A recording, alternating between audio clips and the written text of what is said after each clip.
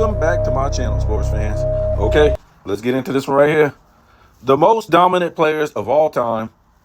I just heard the list, and I heard this on Too Raw for TV.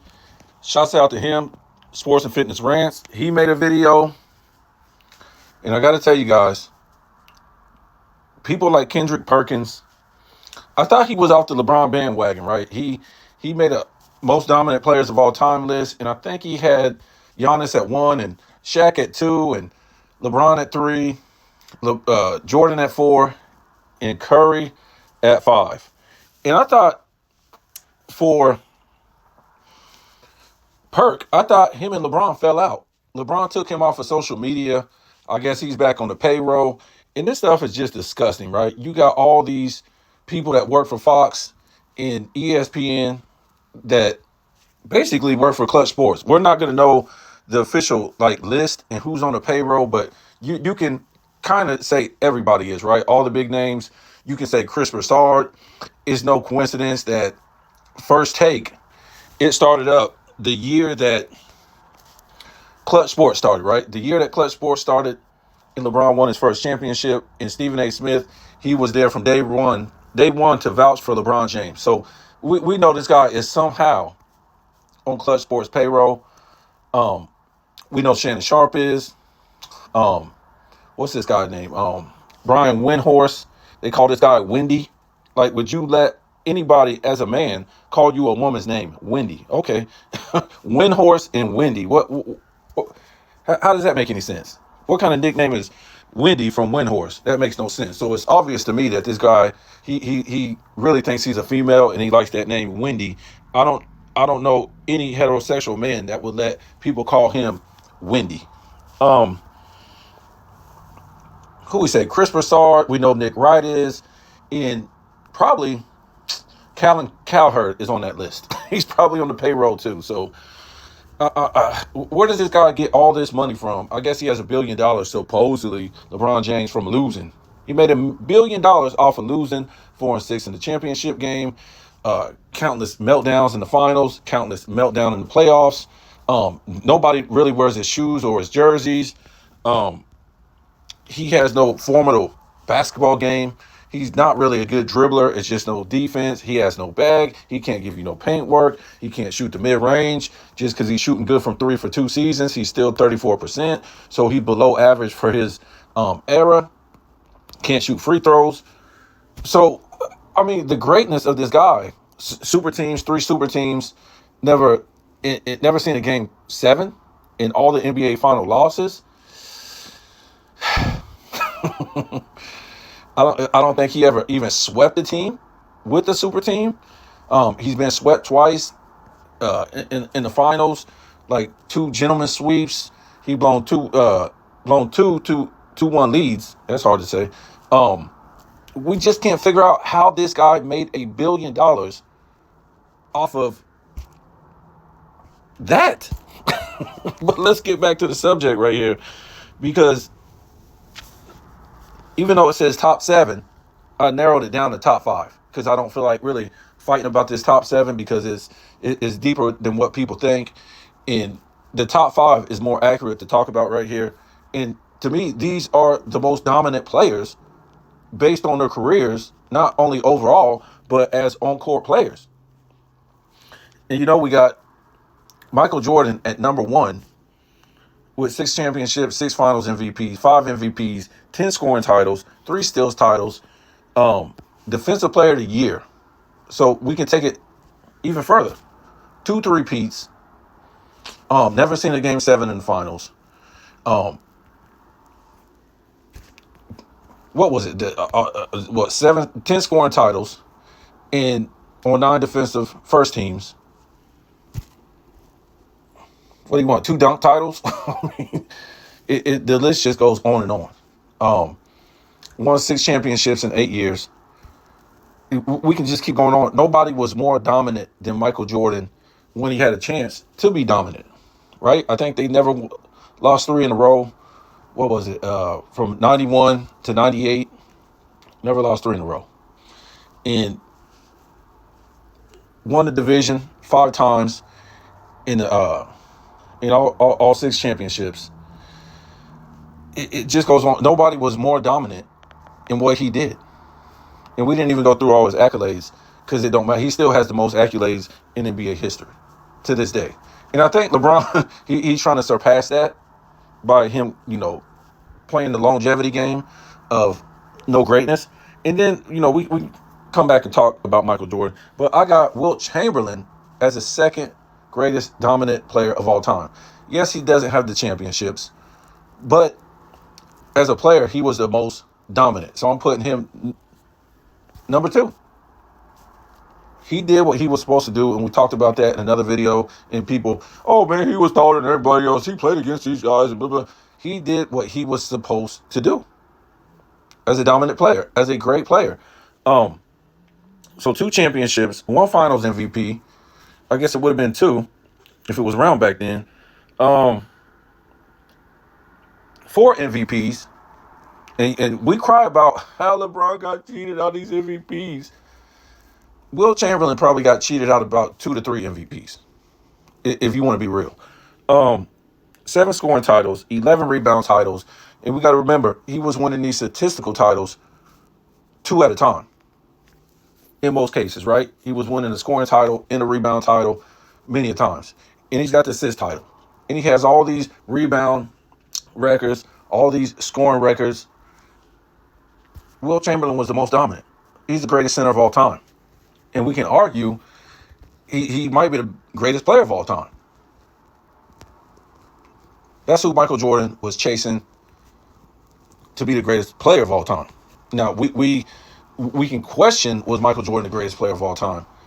Or Wilt Chamberlain? You can say Wilt Chamberlain was, but I still got Michael Jordan at number 1.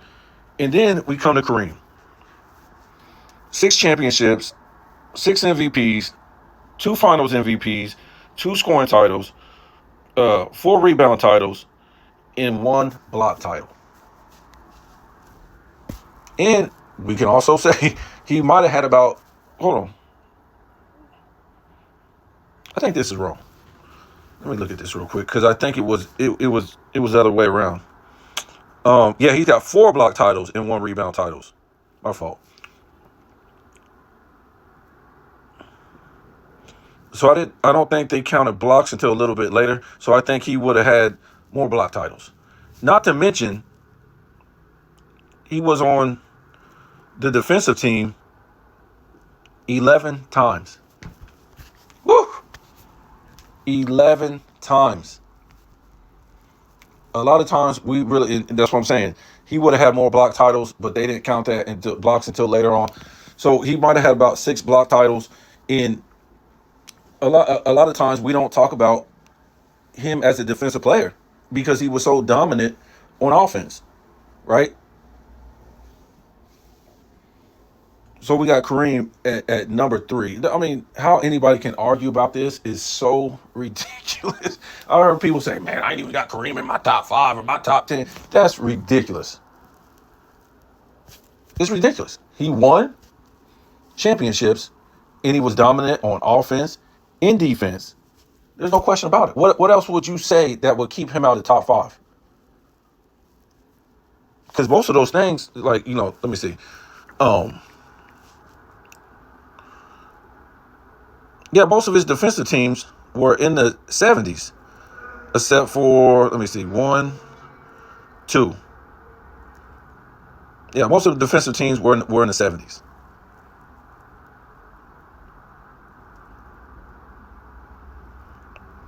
So defensively, he dominated the 70s, and basically offensively, so I don't know what else you want from Kareem. What else you want from that guy? And then, of course, we got Bill Russell at number 3. 11 championships. 5 MVPs. 4 rebound titles. And maybe, if we think about it, this guy really, let me see. We can go back for a couple of these guys when we talk about Bill Russell. So when we talk about block titles, I think Bill Russell would have had about 5, right? And then when we talk about defensive player of the year, maybe he would have split that with Wilt Chamberlain. Maybe he would have had about 4, something like that. And let's see, Kareem, he would have had about 3 or 4 defensive player of the year. And Wilt would have had probably about 6. So just that alone ups the ante on those 3 players I was talking about. So whoever you're trying to replace those players with, it's not going to work. It's not going to work. So that's where Bill Russell is. And he won a whole bunch of, he won some game 7s and did what he was supposed to do. He didn't lose those game 7s. He won those game 7s. And we got Magic at number 5. The greatest point guard of all time. 5 championships, 3 finals MVPs, 3 MVPs, 4 assist titles, and 2 steals titles. I think this guy shot like 50% for his career. Let me see. Magic Johnson. I want to say Magic shot 50% for his career.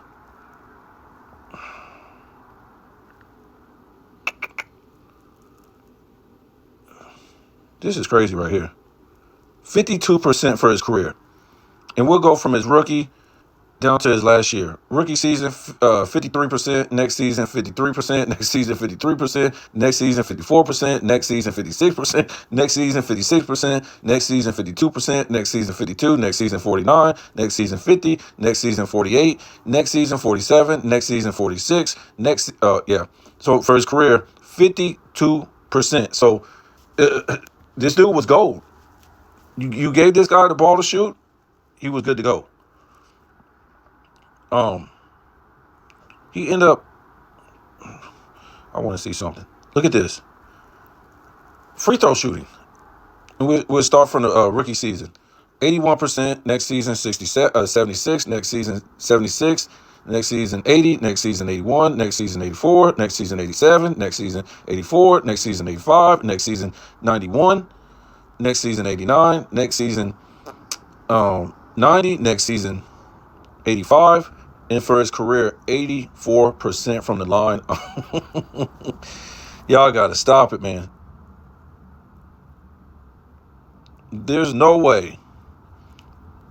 And even his steals were good. 2.4, 3.4, 2.7, 2.2, 2.2, 1.5, 1.6, 1.7, 1.6, 1.8, 1.7, 1.3. So he ended his career with 2 steals a game.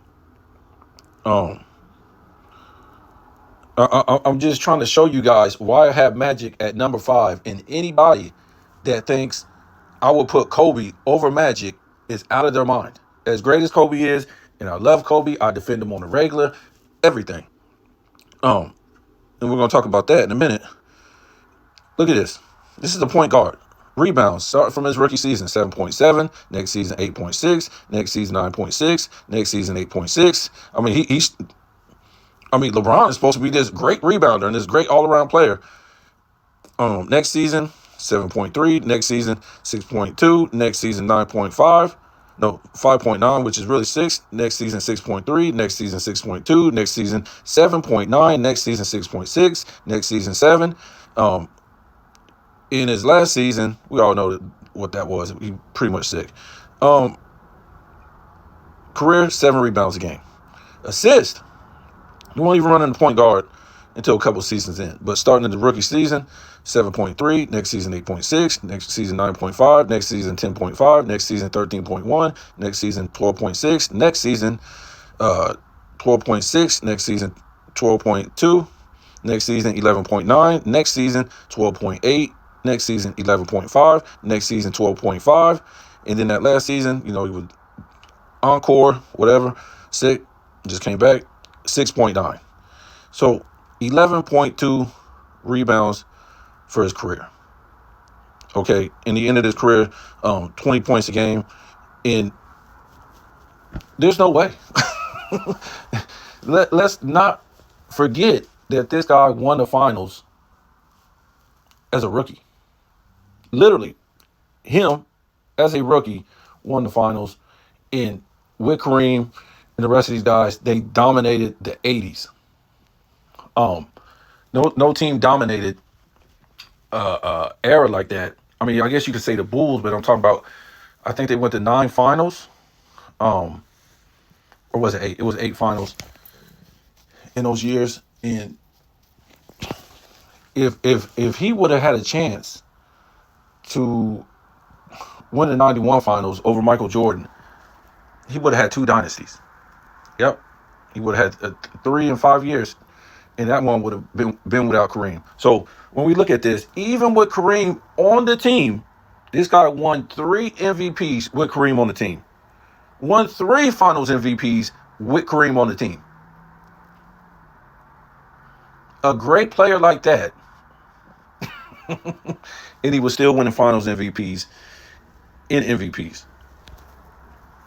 So nobody is gonna shake me to move any of these players. It's not going to happen. These guys were the most dominant in their careers, whether it was statistical titles or just overall careers. That's it. You're not going to do it. So when we talk about this fraudulent list that Perk put up, it's fraudulent. Giannis, no. Giannis, no. What statistical titles has he been dominant? Matter of fact, let's check out Giannis right here and really see how dominant um this guy has really been when we delve deeper into his career. Matter of fact,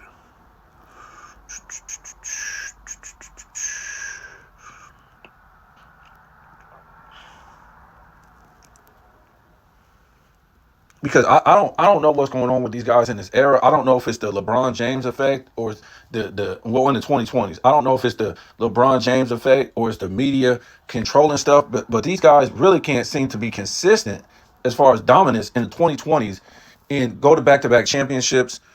Um, he he's got two MVPs, 8 all. Well, let's look at this. Since that's his playing career. Well, two 213 is when he came into the league. 213. So we'll pretty much say 14, since that's when you will win your awards in 14, right?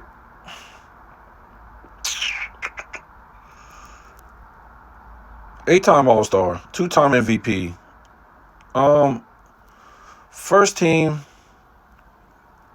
All NBA 6 times, second team 2 times, Defensive Player of the Year 1 time, 4-time Defensive First Team, and 1 time Second Team.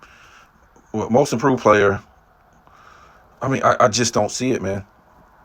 I don't know if I could put Giannis in the top 10. Because we extend that top 10, we're talking about Hakeem Olajuwon. We're talking about Duncan. We're talking about Larry Bird. Of course, Shaq will be in there. Or did I say Kobe's in there? I guess you could put LeBron, maybe. I don't know. Some people say he's not worthy of being in that top 10 because of stuff he did. 3 super teams, quitting on his team, never seeing the game 7 and all 6 finals losses. Base stat padding. I mean, that's some of the worst things you would get from a superstar. A guy staying in a game in a blowout when you're winning, or a blowout when you're losing in the fourth quarter. And he did that a lot in those fourth quarters where he lost in the finals. It was over sometimes when the fourth quarter started. But for sure, midway through the fourth quarter, it was over, and this guy was still out there stat padding. Wouldn't let some other guys come in and get some playing time and get on the board. This guy stayed in there stat padding and not even making a difference to make a comeback. A lot of times quitting on his teams, taunting the NBA. Could you just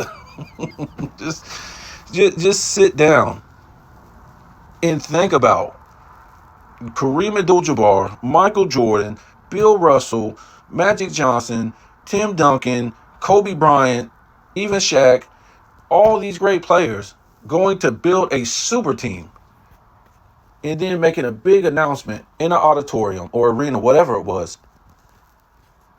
bragging about how you're going to win 7 championships now with your super team against the league. That is, I just couldn't even imagine that.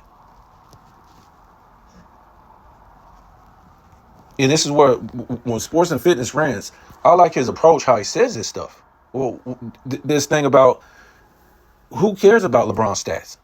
Who cares about his MVPs? Who cares about his resume? Was he worthy to be a top 5 player? Is he worthy of being a top 10 player based on the way he acted? Based on being a professional, based on handling himself with class, dignity, integrity. The face of the league is sitting there after he built a super team, after he quit on his team, after he melted down in 2 straight playoffs with the number 1 seed as the MVP, as the next face of the league, that the torch was going to get passed to him by Kobe, that we all know now he ducked Kobe and didn't want to go to the finals because Kobe was going to literally destroy this guy. And it was going to be the end of his GOAT debate in the future. How can he be worthy of being in the top 10? Yes, he can be an all-time great, but he is not worthy based on his character and the moves he made, the way he moves, all this stuff, to be a top 10 player when you compare all these other great top 10 players: Magic, Jordan, Wilt, Kareem, Elijah Magic, Tim Duncan, all these guys, the way they moved, the way they handled themselves with class. Kobe Bryant, all these players. How could this guy be worthy of a top 10 spot? Is what Sports and Fitness Rants is trying to tell you guys. You can throw away the accolades, you can throw away the stats, you can throw away, his so-called game and all this stuff. He's not worthy to be in the top 10 because the way he carried himself, his character, telling people to go back to their miserable lives and making fun of players when they're sick in the finals, throwing his teammates under the bus, getting his coaches fired. And we talked about this the other day, that when he went to Miami, he became a villain. And since then, they have found a way to so-called make a villain the face of the league all these years.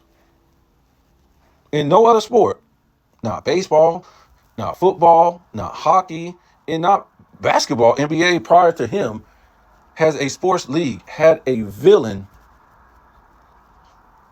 as the face of the league. How does that make any sense? And the only way they can make a villain the face of the league is by the media basically lying about this guy. His on-court play, his character, everything. And I just told you, it's no coincidence when Clutch Sports started, all of a sudden, Stephen A. Smith is his crutch.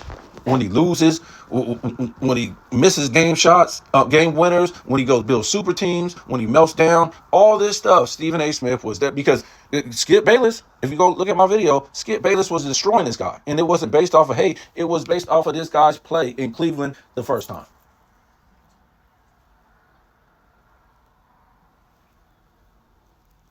It was based off of Cleveland the first time. We saw what he did during the regular season. The playoffs came, and this guy melted down from basically 06, if you look at it, when he blew that 3-2 lead going back home against Detroit all the way until 2007. He melted down in those finals. 2008, melted down against the Celtics. 2009, melted down against the Magic. 2010, melted down against the Celtics. In 2011, melted down in the finals again.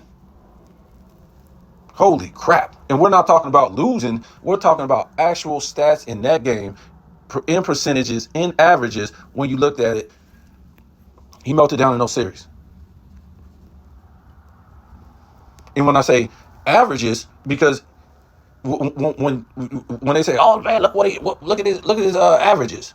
Okay, let's look at percentages. What did he shoot? How many turnovers? What did he shoot from the field? What did he shoot from the free throw line? What did he shoot from the three? How many turnovers? It was horrible. Or you had bad averages in the finals. Or take your pick. This guy was a meltdown artist in the biggest times in the playoffs. So it wasn't about just losing. It was the way he melted down in those games, or sometimes in those series with his percentages and sometimes averages. And sometimes, in some way, the media has found a way to make a loser, a meltdown artist, a choke artist, a super team builder, and a villain, a hero. A hero and a winner and a top 5 player. That's insane. So since he went to Miami, there's no more standard. And we talked about this, how Kevin Durant went and built a super team after LeBron had already built 2 super teams. So what standard are you holding Kevin Durant to? Kevin Durant didn't go to no super team or make no super team. What other players on that Golden State team was another team's number 1 franchise player besides Curry? Damn sure wasn't. And look at their accolades when he went over there. Look at Draymond's. Look at Klay Thompson. Look at their accolades before Kevin Durant went over there. They're basically non-existent. Okay, so don't tell me about you. You might say he went and built a super team or went to a super team, but that's not accurate. LeBron went and built super teams, right? He went and played with other teams' number 1 franchise players. So how can you hold, Kevin Durant to any standard if this was a standard that LeBron, this was the bar that was lowered for the NBA with LeBron. That was the standard. Building super teams, quitting on your teams, melting down, choking, all this stuff. That was the standard. That's the standard that that was the new standard for James Harden. That was the new standard for all these dudes in the 210s. Curry, Durant, all these guys in the 210s. And it just continued in the 2020s. It's still the standard. Because this is, if the media didn't praise this guy for lowering the bar and creating this low standard, then none of these players will be acting like this. When you talk about the All-Star game, where is this guy saying, oh, this ain't acceptable? Where's he at? Oh, man, where's LeBron saying, man, this is unacceptable. The guy's shooting too many threes. Where was LeBron when he said, oh, man, I don't want the game to be like this, man. There's no position players no more. There's no defense. Dudes low managing. Where was LeBron?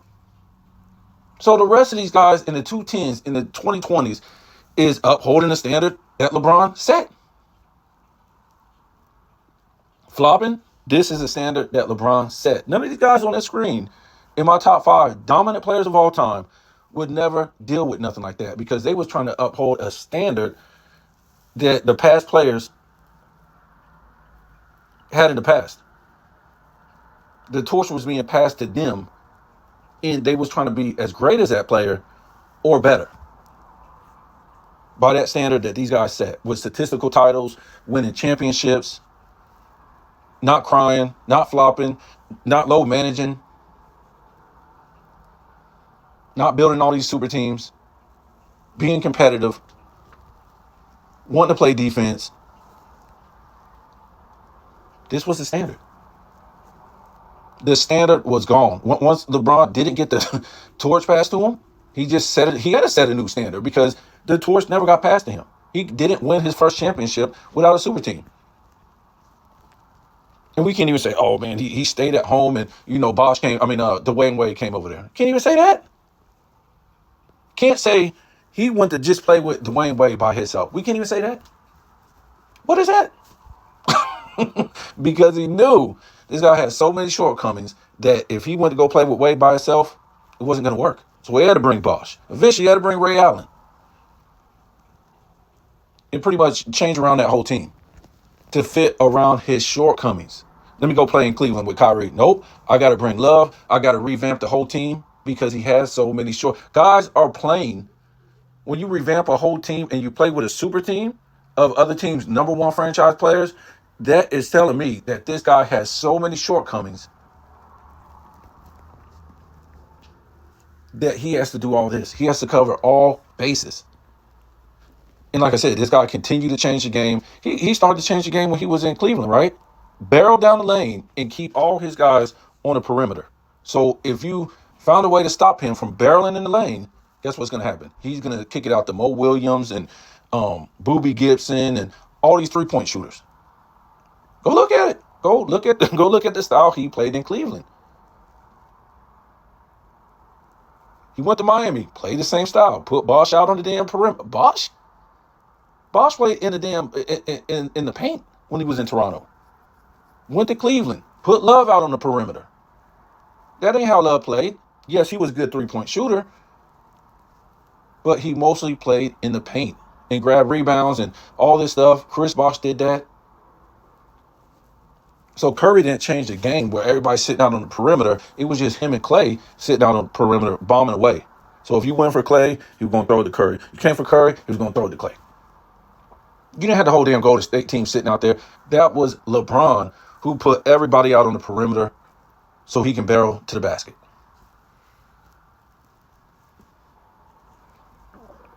So LeBron didn't dominate no era. He didn't dominate statistically, championships, nothing. This guy had, two super teams in his prime and he couldn't dominate. That's pretty bad. At least you could say Shaq. He didn't dominate in statistical titles, the defensive teams, but at least, like I said, he did what he was supposed to do. He won 3 straight championships playing against no great center. Mutombo, okay? That was only one. But he won 3 straight championships. He did what he was supposed to do. He did what he was. Kobe got one great player, Pau Gasol. He went to 3 straight finals and won back-to-back. He did what he was supposed to do. He really wasn't even supposed to achieve that, right, coming out of the West. But as a great all-time player, he did what he was supposed to do. LeBron James never did what he was supposed to do. And every time he didn't do what he was supposed to do with these super teams, he didn't do what he was supposed to do in Cleveland the first time, having the best team 2 years in a row, it was always an excuse that he made. And once he went to Miami, now he had clutch sports and paid everybody off. Now they could make the excuse for him not doing what he was supposed to do.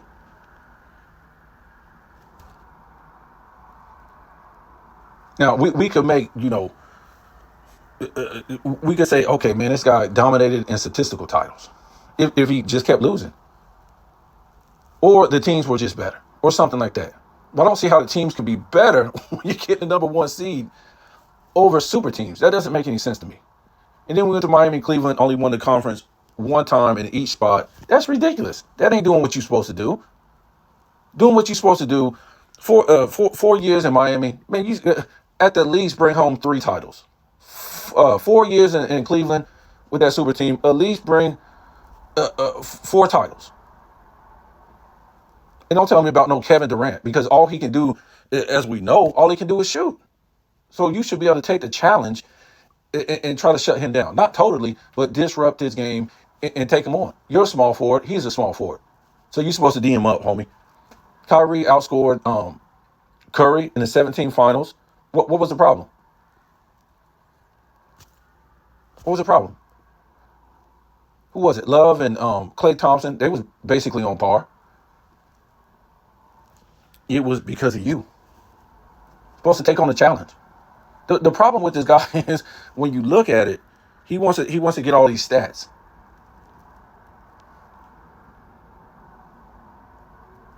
Take it to the next level. Shut down Durant and score 55 a game. Who cares about the assist? Why do you got Kyrie and I forget who the other guard was there, and you're a forward. Let those guys deal with getting assists. You take your game to the next level and score 55. Once Michael Jordan got a great player and Scottie Pippen developed, Michael Jordan he didn't care that much more about getting assists and rebounds.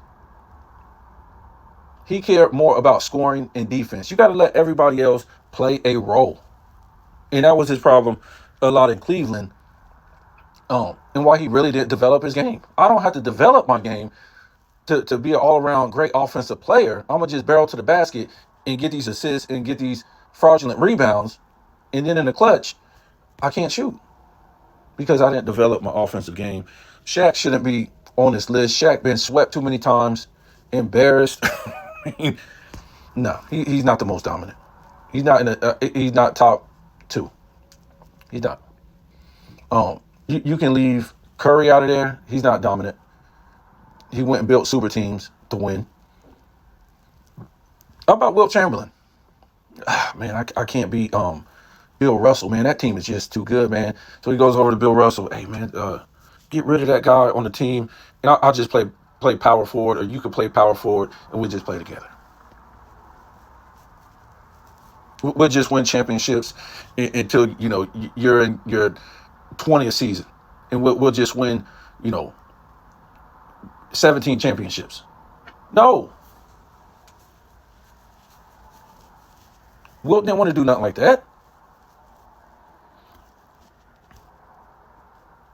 And Giannis, look, I told you these guys can't be consistent. I don't know if it's because of the LeBron era, and he set the standard of giving up, setting the standard of not wanting to go to the dunk contest, the standard of low management, the standard of not being competitive, and all this stuff. Maybe that it's just a 2020 thing. I don't know.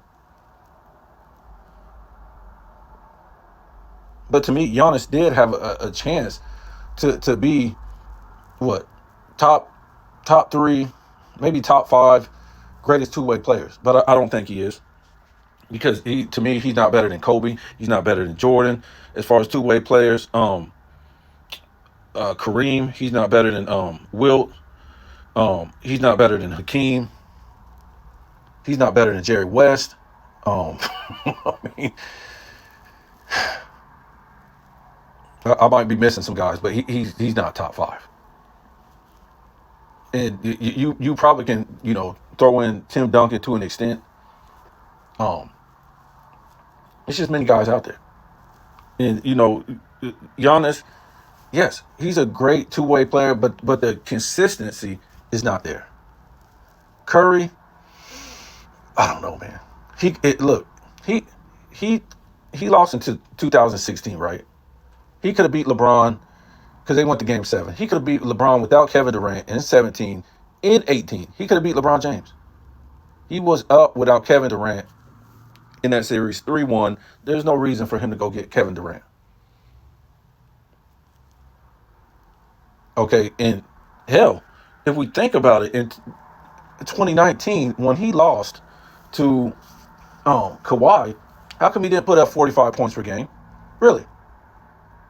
Why? He still had Draymond Green. He still had a formidable team. Who else did Kawhi have that was that great on that team? Siakam? What's this guy's name? Forget the point guard. Why didn't he raise his level of play and give you 45 a game? And then we could have been like, man, this guy's dominant. He ain't been too dominant in the 2020s, really. Went to one finals, and the guy's always hurt. He just hasn't been that dominant player. He's not even in the top 10. He's not. In reality, he's not in the top 10. He's just not. He's just not. So he's a great player. So I don't see how he can be dominant. He's not even in the top 10 for most people. Giannis ain't in the top 10 or the top 5 of all time. So how can he be dominant? Of course, you could have Shaq in the top 5, maybe, but he's not in my top. These guys right here, to me, are the most dominant, one way or another, whether on-court player or career, or both. That's it. Ain't no 2 ways around it. 3 ways around it. No way around it. These are the most dominant players of all time.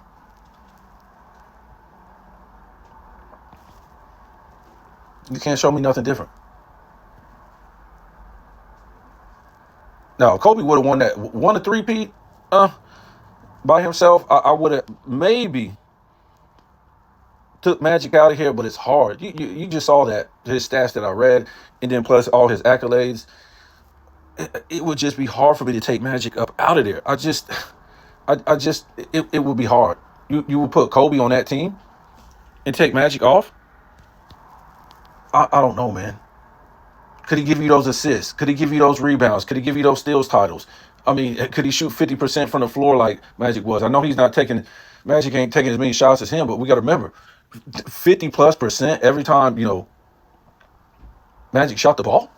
I mean, that's, you guys don't understand.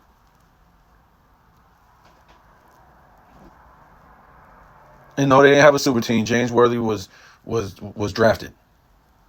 And then most of the other guys that was there when Magic came, and that's it. I mean, and you could talk about Larry Bird, 3 straight MVPs.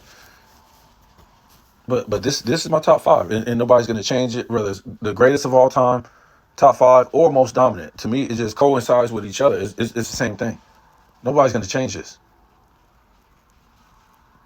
So I don't know. like I think both of them said this. Two Raw Sports and Fitness Rant said you got 3 guys in the same damn era is the most dominant. How is that possible? How can they be competing against each other? That doesn't make any sense. And be the most dominant. Doesn't make any sense. And yet Joker has won 3 MVPs in the 2020s. None. Curry hasn't even made a defensive team ever. And LeBron hasn't made one since 14. We're going on 11 years. So tell me what you think.